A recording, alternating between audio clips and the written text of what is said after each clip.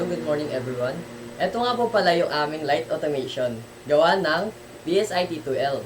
So let me introduce our member. My name is Lord Michael B. Mactal. Hi, I'm Ivy Adrian Reyes. Castro Licel, Andrea Lee de Belen, Analea Salonga, Brizal Ann Castello. Lucina Philip. Brandon Andre Reguian. This is the breadboard. Isa pong plastic board na madaming holes and dito po kinoconnect ang mga resistors and wire. And sa breadboard po is no need na mag-solder. And sa breadboard po is this is to build and to test like the electronic circuit and this parang din po sa ginawa po naming light bulb automation. Dito naman po tayo sa relay.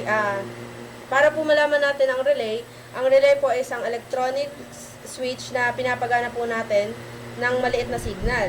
Tulad ng mula sa Arduino, ginagamit ito para kontrolin po yung malalakas na devices tulad ng ilaw ng motor o yung motor po, ilaw o motor po pala. So, nang hindi po direktang napipindot po sa pinaka relay ito po. Ayan. So, sa simpleng salita, ikaw po yung parang nag-uutos gamit ng maliit na signal. At ang relay ay gumagawa ng mabigat na trabaho para po utusan yung mga sa ESP, para po utusan dito sa mga switches. And so halimbawa po, yung maliit na signal like 5 volts ay utos lang parang sa sinasabi ng Arduino yung app po na ginamit namin. So, sinasabi po, oy relay, pakibuksan nga yung switch para sa ilaw. So, yung relay, ang actual na nagpapabukas ng switch na konektado sa 220 volts. So kahit na mahina ang signal mo, kaya mo pa ring magbukas ng ilaw po. So, parang katulong mo ang relay, like parang ikaw yung boss na nag-uutos na siya ang gumawa ng mabigat na trabaho like yung pagbubukas po ng ilaw. So, itong mga wire naman po is ginagamit para sa pag-relay at yung resistor para gumana at mapailaw at para ma-on and off ang ilaw. So, itong red wire naman po is nakakonect sa D13 ng ESP ng in-1 ng relay. So, itong black wire naman po is karaniwang ginagamit bilang GND or ground. Then, yung blue, white, and red ay para po sa button. At yung sa red, orange, yellow, at green ay para naman po sa pag-relay. So kung tatanungin niyo po kami kung paano po namin or bakit po namin dinuktong dito ng walang sinusundan, meron po kami sinusundan na diagram. Ito po yon. So kung napapatanong po ay bakit po kinonect yung D13 sa in-1, may pinag-basis po kasi kami dito. Kaya po kinonect po namin siya sa ganong ways para po mas mapaandar po namin yung automation po. Sa manual button na madalas ginagamit sa prototype circuit tulad ng nasa breadboard. Sa light automation po ng button na ito ay maaaring gamitin bilang manual trigger ng ilaw. Halimbawa, kapag pinindot, magsisindi ang ilaw. Kapag binatawan naman, mamamatay ito. Kung nakaset ito bilang momentary ng switch.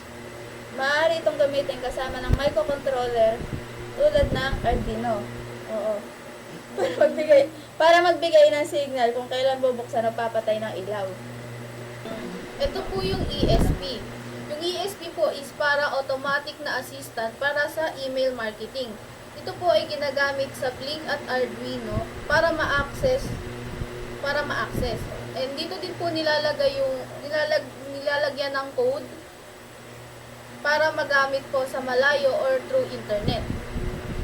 Ang ESP po ay email service provider tulad ng Mailchimp, ActiveCampaign at Klaviyo.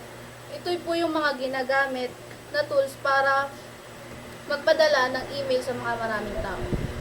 So, ngayon po, ito po yung ginawa namin mga material para po magawa yung automation namin. Gumamit po kami ng breadboard, ESP, plus relay po. Ang inaano po ng ESP is para po kahit nasa ibang bansa ka. Tapos ang naman po ng breadboard, yung para po mapagana nyo po yung ilaw. Tapos ito naman pong relay, dito po kumukuha ng power.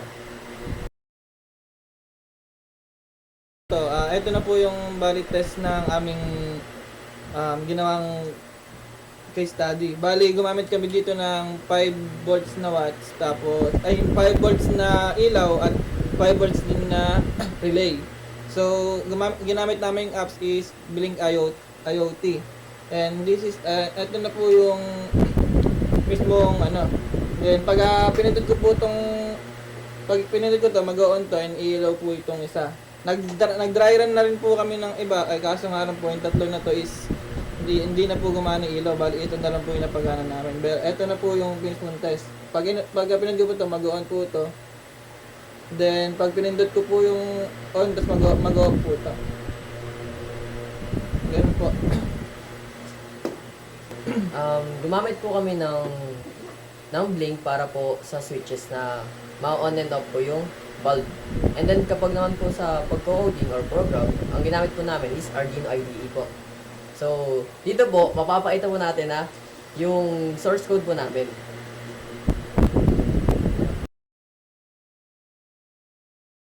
So yun guys, dito po natapos ang aming ginawang automation na napakahirap from BSIT to L. So yun lang po. Thank you. Bye! Thank you for watching!